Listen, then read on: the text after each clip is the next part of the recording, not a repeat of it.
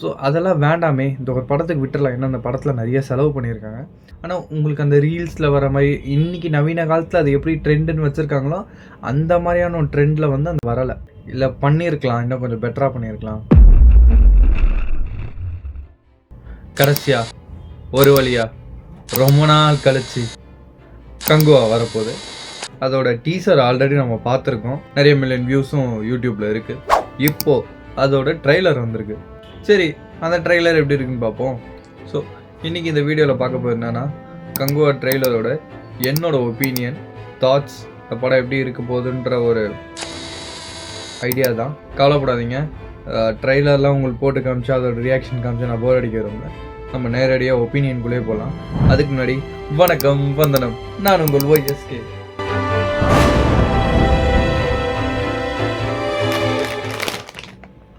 சும்மா சாப்பிட்டுக்கிட்டே பேசுவோம். இப்போ இந்த படத்தோட ட்ரெய்லர் நிறைய பேர் பார்த்துருப்பீங்க, கண்டிப்பாக நிறைய மில்லியன் வியூஸும் தாண்டி போயிட்டுருக்கு. இந்த படம் எப்படிப்பட்ட ஒரு கதையில் அமைய போகுதுன்றது நம்மள பல பேருக்கு நல்லாவே தெரிஞ்சிருக்கும். ஏன்னா இது டைட்டில் அனௌன்ஸும் கிடையாது. சிறுத்தை சிவா, சூர்யா 2 பேரும் ஒன்றா சேர போகிறாங்கன்னு வந்தப்பவே ஒரு சின்னதாக ஒரு ஏவி மாதிரி எதமோ விட்டாங்க. அதிலே நமக்கு தெரிஞ்சிருக்கும் இது வந்து கொஞ்சம் மெத்தாலஜிக்கல், பழங்காலத்து கதையை பேஸ் பண்ண ஒரு படமாக இருக்க போகுதுன்ட்டு. இன்றைக்கி ட்ரெய்லர் வச்சு பார்க்கும்போது நமக்கு ஒரு 3-4 படங்கள் இதில் ஞாபகம் வருது.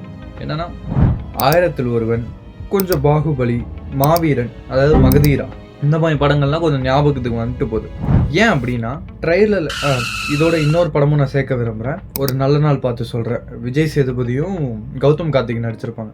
ஏன் நான் சொல்கிறேன்னா, ஒரு சிட்டி பேஸ்டு ஸ்பை மாதிரியும் நம்ம சூர்யாவை நம்மளால் பார்க்க முடியுது. அதே மாதிரி ஒரு காட்டுக்குள்ளே நடக்கிற ஒரு கதை, பழைய ஆளுங்களாம் எப்படி இருப்பாங்க, அந்த காட்டுக்குள்ளே வாழ்கிற மக்கள் எப்படி இருப்பாங்க, அவங்க ராஜா எப்படி இருப்பாங்க, அதை மாதிரியும் ஒரு கதையை நம்மளால் பார்க்க முடியுது. அதனால இது பேரலாக ரெண்டுமே சைட் பை சைடு நடக்குதா, இல்லை வந்து சூர்யாவோட பழைய ஃப்ளாஷ்பேக் போர்ஷன்ஸ் தான் அந்த காட்டுக்குள்ளே நடக்கிற சீனா எப்படின்றத நம்மளால் ஃபைன் பண்ண முடியல. இதுக்கு முன்னாடி அட்லி அவர்களை பற்றி ஒரு வீடியோ போஸ்ட் பண்ணியிருப்பேன். அதுலேயே நான் சொல்லியிருப்பேன், ஸ்டோரின்றது பேஸ் லைனில் பார்த்தா சேமாக தான் இருக்கும் அப்படின்றதுக்கு அங்கே ஒரு எக்ஸாம்பிளாக வச்சு சொன்னேன். அதே மாதிரி தான் கங்குவாக்கும் நமக்கு தெரியுது. நம்ம இப்போ சொல்லலாம், இது 1000ல் ஒருவன் மாதிரியே இருக்குது, கொஞ்சம் மகதீரா மாதிரியே இருக்குது. அதாவது ப்ரெசன்ட் டைமில் இருக்க ஒரு ஸ்பை சூர்யா, அவரோட ஃப்ளாஷ்பேக் போர்ஷனா, இல்லை அவரோட ஜென்ரேஷன் முன்னாடி தலைமுறைகள் வந்து காட்டுக்குள்ளே வாழ்ந்த மக்களா அப்படின்ற மாதிரியும் வருது. அதனால் நம்ம படம் பார்த்து தான் இது எந்த மாதிரி போகுதுன்றதே முடிவு பண்ண முடியும்.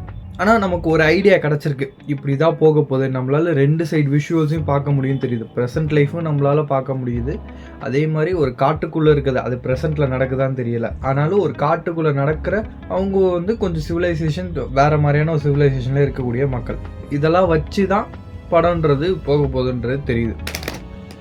இந்த ட்ரெய்லர் 2-3 வாட்டி பார்க்கும்போது எப்படின்னா, ரெண்டுமே ஒரே நேரத்தில் நடக்கிறதுக்கும் சான்சஸ் இருக்குது, ரெண்டுமே தனித்தனியாக நடக்கிறது சான்ஸ் இருக்குது. அது படம் பார்த்தா தான் நமக்கு தெரியும். இந்த படத்தோட விஷுவல்ஸ் பற்றி சொல்லணும்னா, எனக்கு தெரிஞ்ச விஷுவல்ஸ்க்கு பஞ்சமே இருக்காது.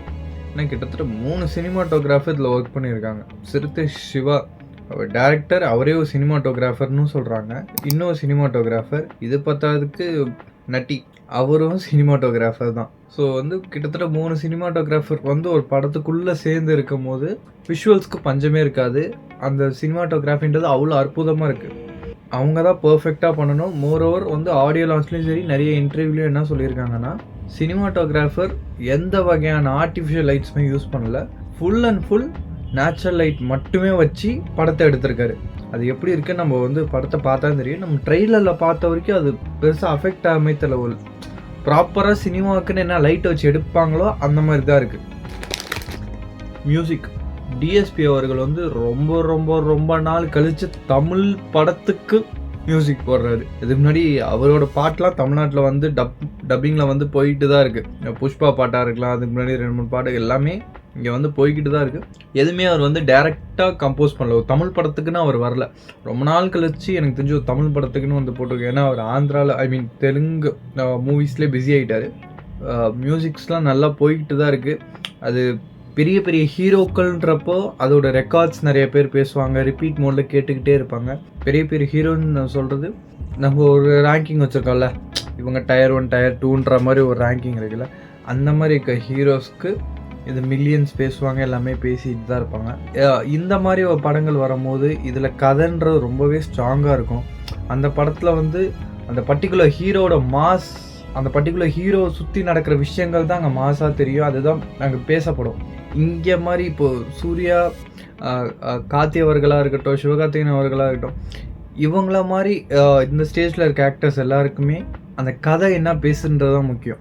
ஷியான் விக்ரமாக இருக்கட்டும், அவங்களுக்கும் இதே இதுதான் பொருந்தும். கதை எந்த அளவுக்கு பேசுதோ அந்த அளவுக்கு தான் படங்கள் ஓடும். அந்த மாதிரி பாட்டு வந்து நம்ம வியூஸ் பற்றி பேசினாலுமே பாட்டு பெரிய லெவல் ட்ரெண்டிங் வந்துச்சுன்னு நான் சொல்ல மாட்டேன். ஆனால் கேட்குறவங்க கேட்டுக்கிட்டு இருக்காங்க. தனியாக பாட்டு என்ன தான் கேட்போமே அப்படின்னு கேட்குறவங்க நிறைய பேர் கேட்டுக்கிட்டு தான் இருக்காங்க. ஆனால் உங்களுக்கு அந்த ரீல்ஸில் வர மாதிரி இன்றைக்கி நவீன காலத்தில் அது எப்படி ட்ரெண்டுன்னு வச்சுருக்காங்களோ அந்த மாதிரியான ஒரு ட்ரெண்டில் வந்து அந்த பாட்டு வரலை. அந்த மாதிரி ஒரு ட்ரெண்டிங்கில் வந்து அந்த பாட்டு ஏறலை. அதுக்கு பதிலாக கேட்குறவங்க கேட்குறாங்க. ரொம்ப ரொம்ப முக்கியமான விஷயம், இந்த ட்ரெயிலரோட ஃபஸ்ட்டில் ஒரு 10 செகண்ட் என்னமோ பார்த்தீங்கனாலே தெரியும், எக்கச்சக்கமான கம்பெனிஸ் பேர் அங்கே தெரியும்.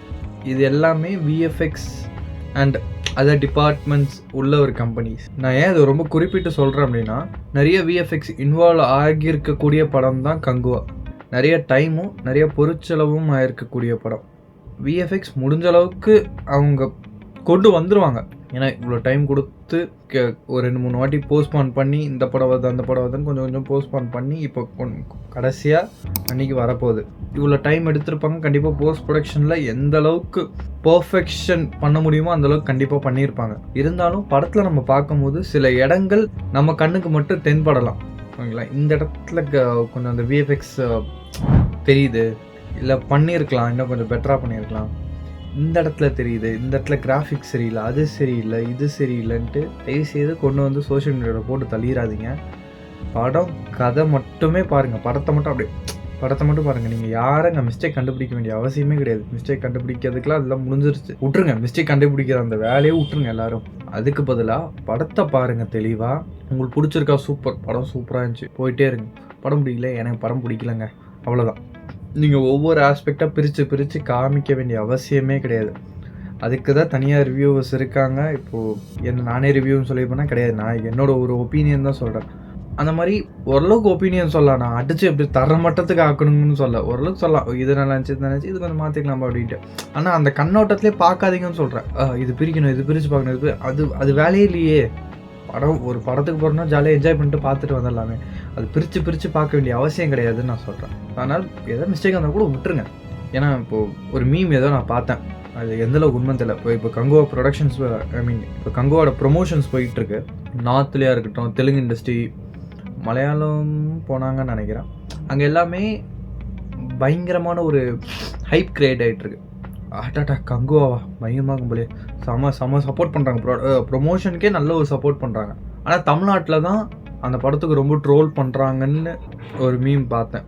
எந்தளவுக்கு உண்மைன்னு தெரியல. ஆனால் நம்ம சுற்றி பார்க்கும்போது நமக்கே அது கொஞ்சம் உண்மையாக தான் இருக்குமோன்னு தோணுது. இது பார்த்திங்கன்னா சிறுத்தை சிவாவும் அவரோட கடந்த படங்கள் சரியாக போகலை. அண்ணாத்தை தான் அவரோட கடைசி படம்னு நினைக்கிறேன். அது நினச்ச மாதிரி சரியாக போகலை. அதுக்கு முன்னாடி நிறைய ட்ரோல் ஆகக்கூடிய ஆள் தான் அவரும். அதே மாதிரி சூர்யா அவர்களும் சரி. சூர்யா வந்து என்னதான் ரோலெக்ஸ்மே நல்ல பெரிய கேரக்டர் பண்ணால் கூட கரெக்டாக அமையல அவருக்கு சில படங்கள். இப்போது ஜெய்பீம் நல்லா வந்துச்சு, இருந்தாலுமே அவர் ஒரு ட்ரோலிங் மெட்டீரியலுக்குள்ளேயே இருக்கார். அவர் ட்ரோலிங் மெட்டீரியலாகவே அவரை கன்சிடர் பண்ணிக்கிட்டு இருக்காங்க. ஸோ அதெல்லாம் வேண்டாமே, இந்த ஒரு படத்துக்கு விட்டுடலாம். ஏன்னா அந்த படத்தில் நிறைய செலவு பண்ணியிருக்காங்க. போய் பார்ப்போம். கண்டிப்பாக நம்ம எல்லாருக்குமே பிடிக்கும். ஒரு விஷுவல் ட்ரீட்டாக இருக்கும் கண்டிப்பாக அந்த படம். தேட்டரில் போய் பார்ப்போம். அப்புறம் இதை விட்டுட்டு, ஏன்னா இந்த மாதிரி படங்களில் வந்து கண்டிப்பாக தேட்டரில் தான் பார்த்தாகணும். ஓடிடியில் அதுக்கான எஃபெக்ட் உங்களுக்கு வராது. அந்த விஷுவல்ஸ் வந்து உங்களால் அனுபவிக்க முடியாது. என்னதான் பண்ணாலும் சரி, தேட்டரில் பார்க்குற ஒரு எஃபெக்டே வராது உங்களுக்கு. தயவுசெய்து முடிஞ்ச அளவுக்கு தேட்டரில் போய் பாருங்கள். ஃபஸ்ட் டே ஷோ போகணும்னா அந்த வார இறுதியில் போங்க. கண்டிப்பாக நவம்பர் 15 ரிலீஸா, அதுவே வார இறுதியில் தான். அது நவம்பர் 15ன்னு இருக்குன்றப்போ அப்போ போய் பாருங்கள். கண்டிப்பாக எல்லாருக்குமே பிடிக்கும் நம்புகிறேன். எனக்கும் பிடிக்கும் நம்புகிறேன். இப்போ பார்த்தா தான் தெரியும். பார்ப்போம். படம் நல்லா இருக்கும் நம்புவோம். நம்ம படத்தை நம்ம தானே சப்போர்ட் பண்ணி ஆகணும். ஸோ பண்ணுவோம். உங்கள் எல்லோரையும் இன்னும் வீடியோவில் பார்க்குறேன். வீடியோ பிடிச்சிருந்தா லைக் பண்ணுங்கள். உங்கள் தாட்ஸ், எமோஷன்ஸ், ட்ரெயிலரை பார்த்து உங்கள் ரியாக்ஷன் என்னன்றதை கீழே கமெண்ட்ஸில் போடுங்க. நான் பார்த்து தெரிஞ்சுக்கிறேன். நன்றி, வணக்கம்.